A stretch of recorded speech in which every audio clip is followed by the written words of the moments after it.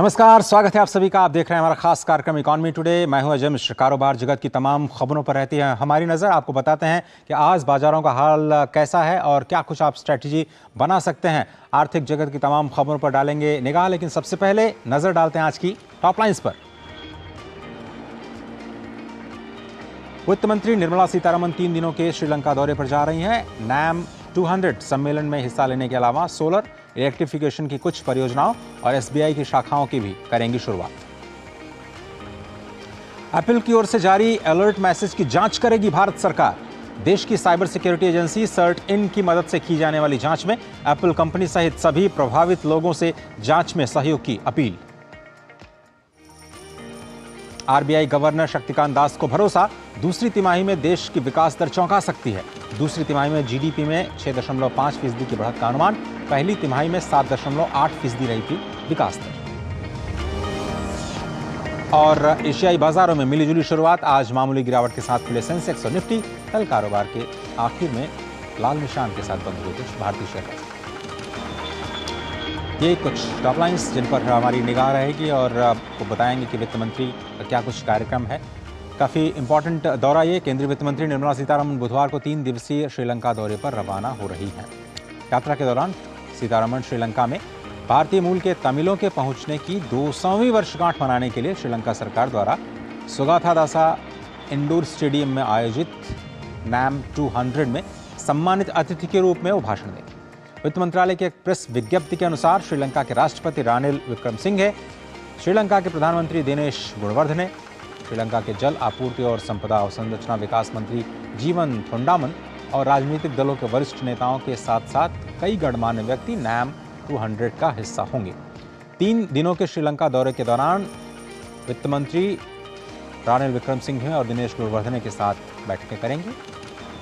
वित्त मंत्रालय ने जो प्रेस विज्ञप्ति जारी की उसके अनुसार केंद्रीय वित्त मंत्री श्रीलंका में धार्मिक स्थानों के सौर विद्युतीकरण के लिए एक MOU के आदान प्रदान का गवाह भी बनेगी, जिसमें भारत सरकार की ओर से 107 करोड़ रुपए की अनुदान सहायता में से 82 करोड़ 40 लाख रुपए आवंटित किए जाएंगे, जो कि बौद्ध संबंधों को बढ़ावा देने के लिए निर्धारित किए गए।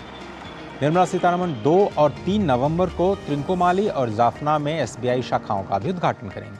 अपनी यात्रा के दौरान वो कैंडी में श्री दलाड़ा मालीगावा, अनुराधापुरा में जयाश्री महाबोधि, त्रिंकोमाली और नल्लूर में तिरुकोनेश्वरम मंदिर का भी दौरा करेंगे। वित्त मंत्रालय के मुताबिक केंद्रीय वित्त मंत्री का लंका, IOC तेल टैंक फार्म, जाफना के सांस्कृतिक केंद्र और जाफना के पब्लिक लाइब्रेरी का दौरा करने का भी कार्यक्रम है।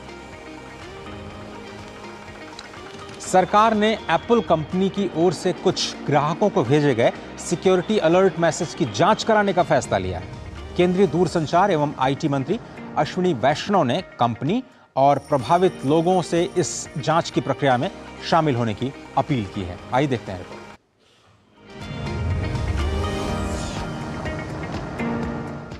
विपक्ष के कुछ नेताओं द्वारा फोन हैकिंग के आरोप को केंद्र सरकार ने सिरे से खारिज कर दिया है।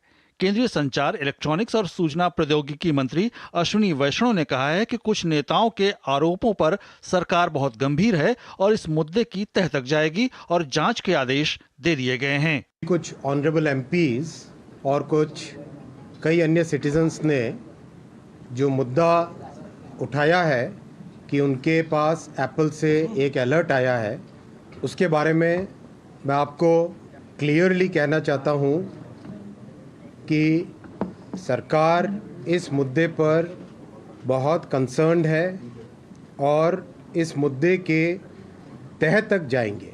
हमने इसमें इन्वेस्टिगेशन ऑर्डर कर दिया है। अश्विनी वैष्णव ने कहा कि एप्पल कंपनी ने 150 देशों में इस प्रकार की सूचना जारी की है। एप्पल के पास कोई अधिकृत जानकारी नहीं है। कंपनी ने अनुमान के आधार पर यह सूचना भेजी है। सरकार ने इस मामले में अपना रुख पूरी तरह से स्पष्ट कर दिया है। एप्पल ने अभी कुछ ही समय पहले खुद ने अपना क्लैरिफिकेशन इश्यू कर दिया है कि ऐसा जिस तरह का कंपल्सिव क्रिटिक्स आरोप लगाने की कोशिश कर रहे हैं, वैसा कुछ भी नहीं है। जो लोग देश की प्रगति को पचा नहीं पा रहे, जो लोग देश को ऊपर बढ़ते हुए देख नहीं सकते, वो लोग डिस्ट्रैक्शन पॉलिटिक्स कर रहे हैं। सरकार के जवाब से पहले राहुल गांधी समेत कई विपक्षी नेताओं ने सरकार पर फोन हैकिंग का आरोप लगाया था और अपने आरोप के पक्ष में एप्पल कंपनी की ओर से आए कथित मैसेज का हवाला दिया था, जिसमें हैकिंग की बात कही गई है।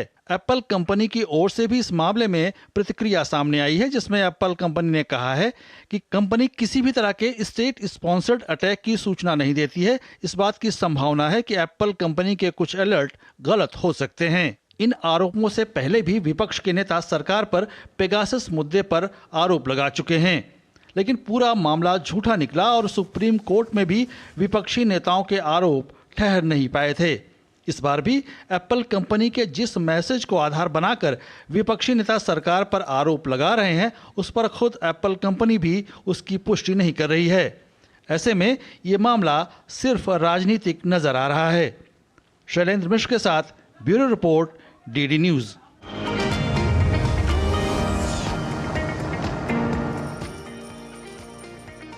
और थोड़ी बात शेयर बाजार की कर लेते हैं। आज आपको दिखाते हैं कि गिफ्ट निफ्टी की शुरुआत कैसी रही। आज सुबह देखें तो केवल 7 अंकों की बढ़त दिखाई दी। गिफ्ट निफ्टी में 19,147 का स्तर दिखाई दिया। या यूं कहें कि बहुत ही फ्लैट कारोबार होने की उम्मीद थी और यही हमें होता हुआ दिखाई दे रहा है। शुरुआत में सेंसेक्स और निफ्टी थोड़ी सी गिरावट के साथ खुले थे, लेकिन अभी बाजार संभलते हुए दिखाई दे रहे हैं। 63,829 का स्तर, 45 अंक नीचे सेंसेक्स की ओपनिंग आज के कारोबार के दौरान हमें दिखाई दी।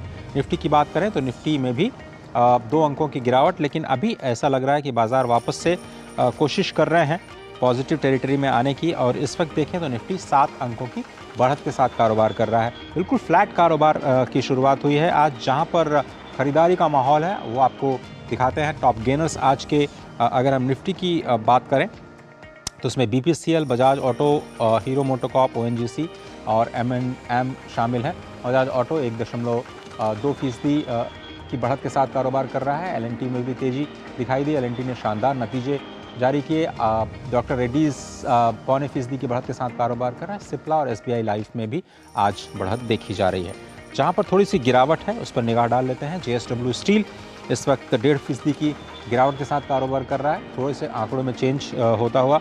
कोटक महिंद्रा, भारतीय Airtel, axis bank, Asian paints, Hindalco और मोटे तौर पर ये जो अभी आपकी स्क्रीन पर जो स्टॉक्स नज़र आ रहे हैं वो थोड़ा सा प्रेशर में है। आज बिकवाली के भारतीय एयरटेल में 1.6% की गिरावट, 899 का स्तर इस वक्त दिखाई दे रहा है। डाउ जोन्स की अगर हम बात करें, अमेरिकी बाज़ारों की बात करें तो आज बेरिश शुरुआत हुई थी फ्यूचर्स में, लेकिन ये कल हम शुक्रवार के जो बंदी के आंकड़े हैं वो दिखा रहे हैं आपको। डाउ जोन्स 61 अंक नीचे। S&P 500 की अगर हम बात करें तो आप देख रहे हैं कि 26 अंक की बढ़त के साथ कारोबार करता हुआ नजर आया। कल 61 अंक ऊपर नैस्डैक बंद हुआ। ये अमेरिकी बाजार। यूरोपीय बाज़ारों की बात करें तो लंदन के बाज़ार में आप देखें तो करीब 5 अंकों की गिरावट दिखाई दे रही है। फ्रांस के बाज़ार में तेज़ी है और जर्मनी के बाज़ार भी तेज़ी के साथ कल कारोबार खत्म करते हुए नजर आए। आज एशियाई बाज़ारों की जो शुरुआत है वो मिली जुली हमें देखने को मिली।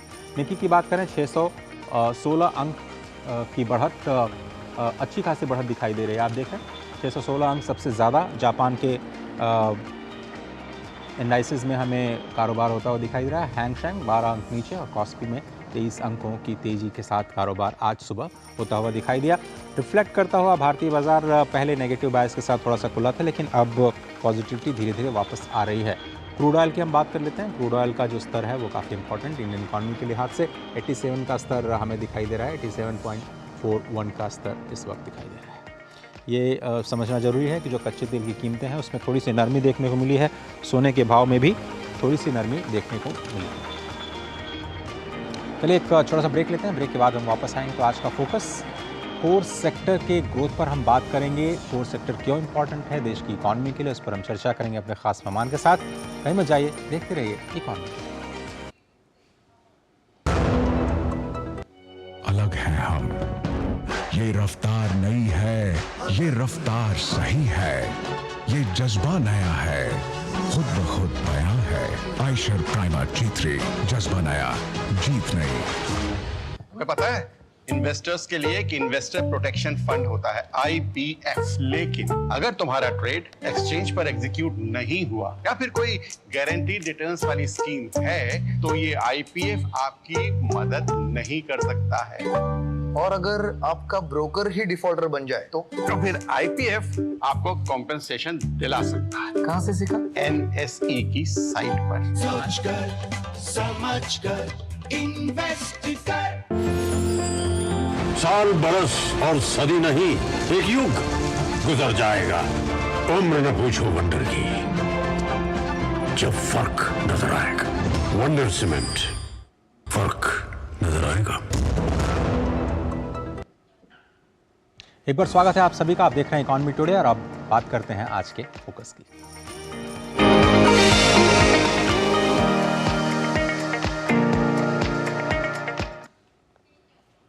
हमारा आज का फोकस है कोर सेक्टर का डेटा। वाणिज्य और उद्योग मंत्रालय के आंकड़ों के मुताबिक इस साल सितंबर में कच्चे तेल को छोड़ दें तो दूसरे सभी उत्पादन में सकारात्मक बढ़ोतरी दिखाई दी है। कच्चे तेल के उत्पादन में पिछले साल सितंबर के मुकाबले 0.4% की गिरावट रही। सितंबर में सबसे ज़्यादा जिस सेक्टर में तेजी देखी गई है वो रहा है कोल प्रोडक्शन। कोयले के उत्पादन में 16.1% की बढ़ोतरी रही। आइए देखते हैं हमारी ये रिपोर्ट, उसके बाद चर्चा पर जाएंगे।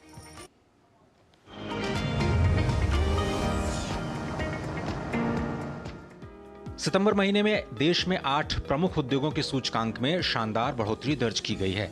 कोयला, सीमेंट, बिजली सहित 8 प्रमुख उद्योगों की वृद्धि दर 8.1% रही। अप्रैल से सितंबर के बीच में वृद्धि का यह आंकड़ा 7.8% रहा है। आंकड़ों पर नजर डालें तो बिजली का उत्पादन सितंबर महीने में 9.3% की दर से बढ़ा। स्टील उत्पादन में बीते साल के मुकाबले 9.6% की वृद्धि दर्ज की गई है। इसी अवधि में कोयले का उत्पादन देश में 16% बढ़ा है। पेट्रोलियम रिफाइनरी 5.5% और उर्वरक उत्पादन 4.2% बढ़ा है। सीमेंट उद्योग की वृद्धि दर अगस्त में 19.3% थी, जो सितंबर में गिर करके 4.7% पर आ गई है। लेकिन कच्चे तेल के उत्पादन में 0.4% की कमी दर्ज की गई है। देश के कुल औद्योगिक उत्पादन में कोर या फिर मुख्य सेक्टर्स का योगदान 40% के करीब है। ये आंकड़े उद्योग मंत्रालय द्वारा जारी किए गए हैं। दूसरी ओर श्रम मंत्रालय द्वारा जारी आंकड़ों के मुताबिक औद्योगिक श्रमिकों के लिए खुदरा महंगाई दर कम होकर के 4.72% हो गई है, जो अगस्त में 6.91% थी। कुछ खाद्य पदार्थों और रसोई गैस की कीमतों में गिरावट की वजह से ये कमी देखी गई है। श्रमिकों के लिए खाद्य महंगाई दर में भी कमी आई और ये 6.52% पर है। Ajay Mishra, DD news, Delhi.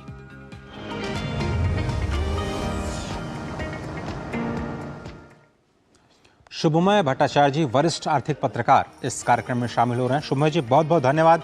Economy today में, इकॉनमी टुडे नया प्रोग्राम हमने शुरुआत की है और जिसमें हम मैक्रो इकॉनमी और जो इमर्जिंग इकॉनमीज़ के अलग अलग सेक्टर्स उस पर चर्चा करते हैं।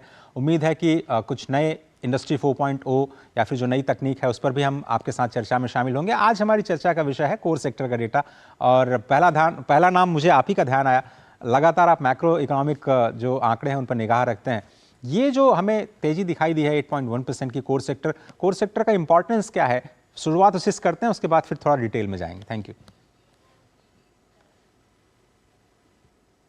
अनम्यूट कर लेंगे प्लीज। शुभमय सर, प्लीज अनम्यूट कर लें अपने आप को। Thank you.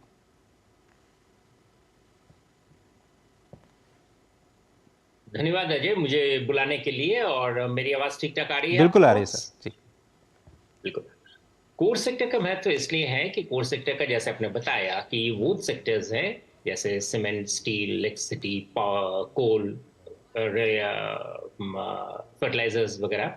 इन सभी सेक्टर्स के जो उत्पादन है वो एक लॉन्ग टर्म ट्रेंड हमें दिखाता है कि इकोनॉमी में जो अभी फिलहाल जो गति है वो धीमी हो रही है या आगे बढ़ रही है।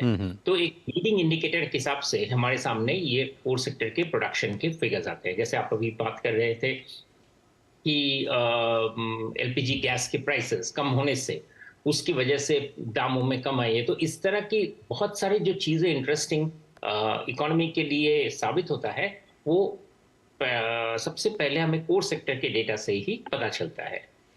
कोर सेक्टर के डेटा में खासकर उन सारे सेक्टर्स जैसे एनर्जी सेक्टर, क्रूड या कोल दोनों हमारे इसमें शामिल होते हैं, तो इनकी क्या खपत हो रही है, उस समय पता चलता है कि इंडस्ट्री को आगे चलने वाले दिनों में प्रोडक्शन का जो ट्रेंड है वो कौन सा रुख लेगा।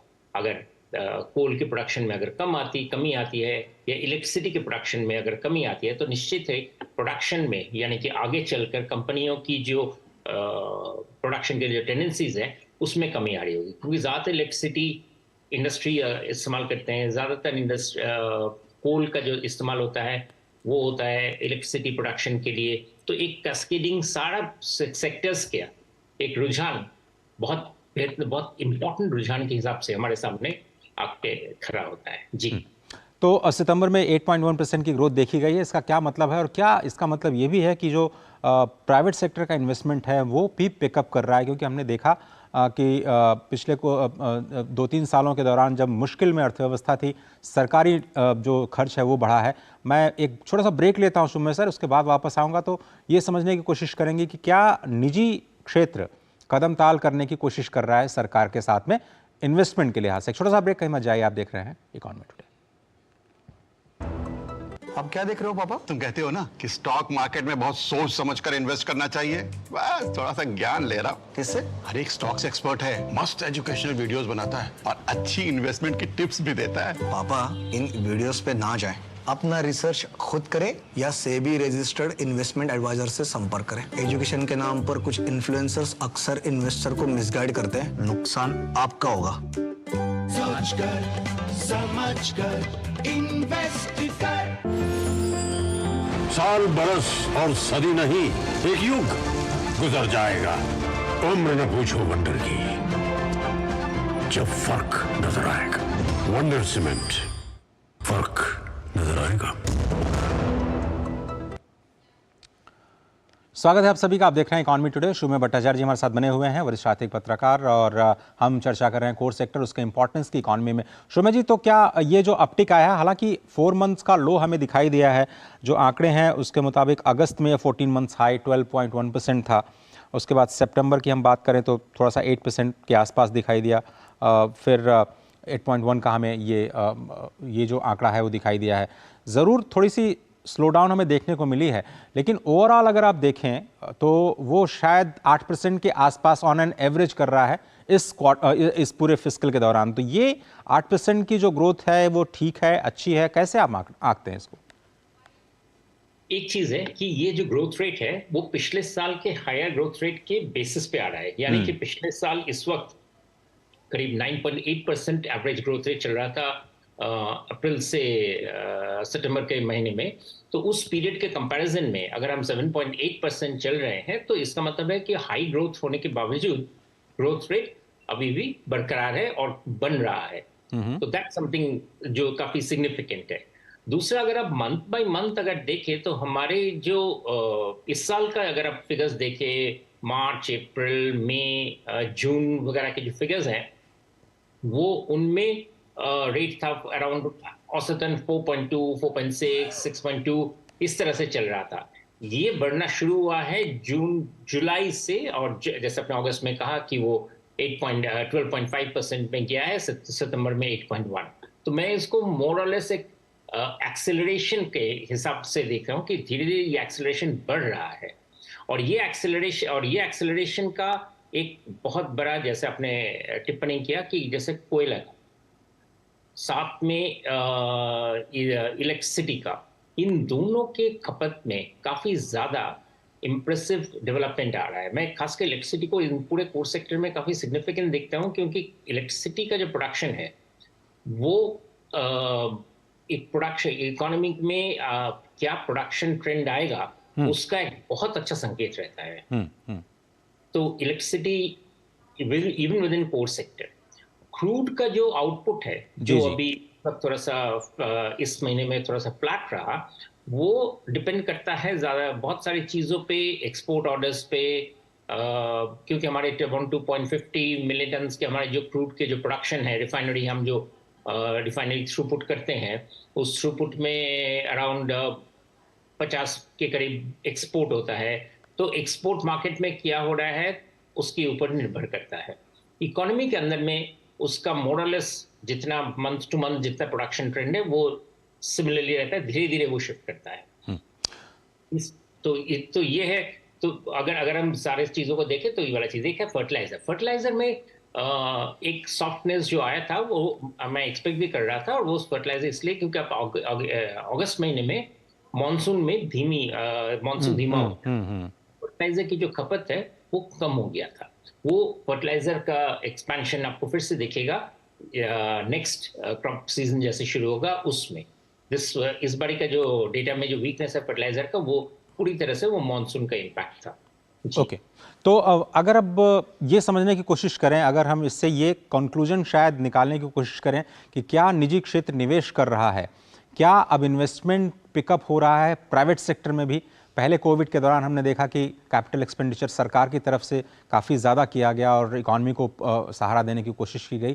क्या अब प्राइवेट सेक्टर पिकअप कर रहा है सर? खासकर वही मैंने जैसे कहा कि दोनों फैक्टर्स कि एक तो सीमेंट कुछ हद तक, बट साथ में इलेक्ट्रिसिटी, इसकी जो कंजम्पशन है वो ट्रेंड मुझे बताता है कि प्रोडक्शन स्ट्रेंथ प्राइवेट सेक्टर में बढ़ रहा है, और ये काफी इंप्रेसिव है। हम उन महीनों की बात कर रहे हैं जिस महीनों में ये गर्मियों का मॉनसून नहीं है, डोमेस्टिक फैक्टर्स ज्यादा नहीं है, यानी कि डोमेस्टिक हाउस होल्डर्स की जो डिमांड है वो ज्यादा इसमें इन्वॉल्व नहीं है। ये है इंडस्ट्रियल सेक्टर की ग्रोथ रेट, और इंडस्ट्रियल सेक्टर की ग्रोथ में इलेक्ट्रिसिटी का अगर हम जब देख रहे हैं कि about 16%, about very very high rate of growth rate है, तो निश्चित ही ये बताता है कि प्रोडक्शन प्राइवेट सेक्टर में बढ़ रहा है, ओवरऑल इकोनॉमी में ये बढ़ रहा है, और इसका साफ इंडिकेशन है। और शुभम जी, कल बिजनेस स्टैंडर्ड के फोरम पे गवर्नर आरबीआई शक्तिकांत दास जी ने एक टिप्पणी की कि शायद जो दूसरी तिमाही के जीडीपी के आंकड़े हैं वो चौंका सकते हैं अपसाइड में, यानी उनका कहना था कि शायद हमें एक प्लेजेंट सरप्राइज देखने को मिल सकता है। उसके पीछे की वजह क्या आप मानते हैं? उन्होंने ऐसा क्यों कहा होगा? और वो 6.5% अगर आरबीआई ने खुद बोला है तो इंटरनल जो रिफ्लेक्शंस हैं वो आपके हिसाब से क्या कुछ रीडिंग होगी आरबीआई की?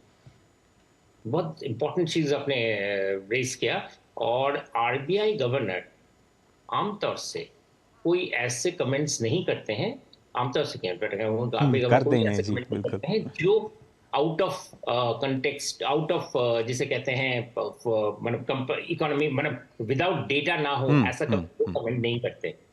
तो आरबीआई गवर्नर शक्तिकांत दास जी का ये कमेंट का मतलब आप प्रैक्टिकली एक्सेप्ट कर लीजिए कि इस बारी सेकेंड क्वार्टर में, जुलाई सितंबर में 6.5% से जरूर ज्यादा आएगा इस बारी का जीडीपी का ग्रोथ रेट। और जो डेटा जो दिख रहा है उनसे ऑलरेडी उनका जो फास्ट हाई फ्रीक्वेंसी जो इंडिकेटर्स होते हैं सराय, उसका निगरानी करके आरबीआई इस निष्कर्ष पर पहुंच चुके हैं कि इस बारी ग्रोथ रेट इससे ज्यादा आएगा। और ये जरूरत था, क्योंकि ये बताता है कि इकोनॉमी में जो ग्रोथ का जो मोमेंटम है वो पकड़ चुका है। अंतिम सवाल, जी शुभम जी कुछ कह रहे थे आप? नहीं, बिल्कुल। ओके, तो अंतिम सवाल, एक और आंकड़ा जो मेरे पास 1 मिनट का वक्त है, जो कल सीजीए के आंकड़े आए हैं जिसमें कि अप्रैल टू सितंबर पीरियड में 39 point of full year estimate जो फिस्कल डेफिसिट का किया गया है वो 39% के स्तर पर है। 7.02 ट्रिलियन रुपीस का आंकड़ा जो आया है सीजीए की तरफ से। ये फिस्कल डेफिसिट के आंकड़े की पोजीशन क्या दिखाती है? और खासकर इसमें ये चीज आप देखिए कि अभी हम लोग जा रहे हैं टुवर्ड्स द बिजी सीजन। बिल्कुल बिल्कुल। फिस्कल डेफिसिट में अगर एक्सेसिवली प्रेशर आ जाता तो निश्चित ही भारत सरकार के लिए बैलेंसिंग करना मुश्किल है। अभी देखिए, सबसे इंपॉर्टेंट चीज हमारे लिए यह है कि इन्फ्लेशन, मुद्रास्फीति का दौर सीमित रहे, साथ में सरकारी जो खर्चे हैं वो कंट्रोल में रहे, जो अननेसेसरी एक्सपेंडिचर है, कैपिटल एक्सपेंडिचर में बढ़ोतरी हो, तो वो एक अच्छा पार्टनरशिप तैयार करता है जो इंडस्ट्री को, प्राइवेट सेक्टर को बढ़ने में सहायता करता है। तो इन सभी डेटास के साथ और हमें लगता है कि जो ग्रोथ की जो ट्रेंड है इकोनॉमी में, वो उसमें जरूर इजाफा हुआ है, and that is something which we can look forward to. Shubham ji, बहुत धन्यवाद वक्त निकालने के लिए और इन तमाम आर्थिक आंकड़ों पर इकोनॉमी टुडे में खास चर्चा करने के लिए आपका बहुत बहुत शुक्रिया। एक छोटा सा ब्रेक लेते हैं, ब्रेक के बाद जब हम वापस आएंगे तो कुछ और खबरें आर्थिक जगत से। बने रहिए, आप देख रहे हैं हमारा खास कार्यक्रम इकोनॉमी टुडे। साल, बरस और सदी नहीं, एक युग गुजर जाएगा। उम्र न पूछो वंडर की, जब फर्क नजर आएगा। वंडर सीमेंट, फर्क नजर आएगा।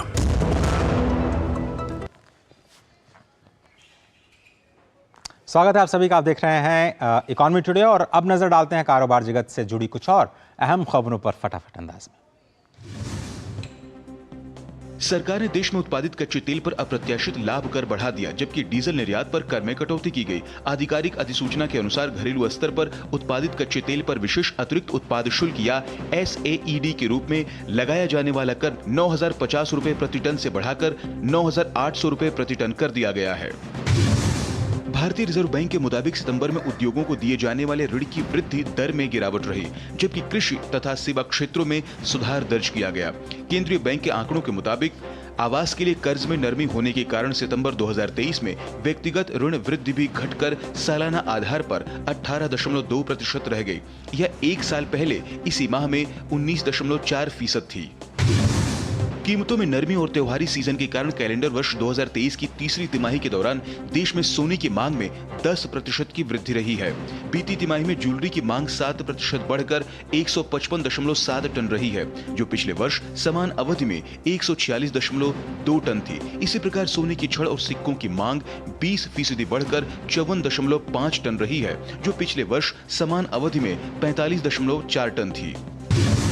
पेंशन फंड नियामक और विकास प्राधिकरण ने हाल ही में एक सर्कुलर जारी कर बताया कि राष्ट्रीय पेंशन प्रणाली ग्राहकों के लिए व्यवस्थित एक मुश्त निकासी की सुविधा को जारी किया गया है। NPS ग्राहक अब उनके सामान्य निकास के समय अपनी पसंद के अनुसार 75 वर्ष की आयु तक की अवधि के लिए समय समय पर व्यवस्थित एक मुश्त निकासी की सुविधा से अपने पेंशन कोष का 60% तक निकाल सकते हैं। Engineering company Larsen and Toubro fabulous semiconductor chip का डिजाइन तैयार करने का काम करेगी। इंजीनियरिंग कंपनी इसके लिए एक सब्सिडियरी कंपनी बनाएगी। कंपनी के बोर्ड ने पूर्ण स्वामित्व वाली सब्सिडियरी कंपनी बनाने को मंजूरी दे दी है, जो फैबलेस सेमीकंडक्टर चिप के डिजाइन का बिजनेस करेगी। इस बिजनेस में 830 करोड़ रुपए का निवेश किया जाएगा। सीमेंट, कोयला, स्टील और बिजली सहित 8 प्रमुख उद्योगों का संयुक्त सूचकांक सितंबर 2022 की तुलना में सितंबर 2023 में 8.1% बढ़ गया। वाणिज्य और उद्योग मंत्रालय द्वारा जारी आधिकारिक आंकड़ों में यह जानकारी दी गई। यह बढ़त कोयला, इस्पात, बिजली, प्राकृतिक गैस, रिफाइनरी उत्पाद, सीमेंट और उर्वरक के उत्पादन में सितंबर 2023 में पिछले वर्ष के इसी महीने की तुलना में सकारात्मक वृद्धि से दर्ज की गई। औद्योगिक श्रमिकों के लिए रिटेल महंगाई दर सितंबर में कम होकर 4.72% हो गई।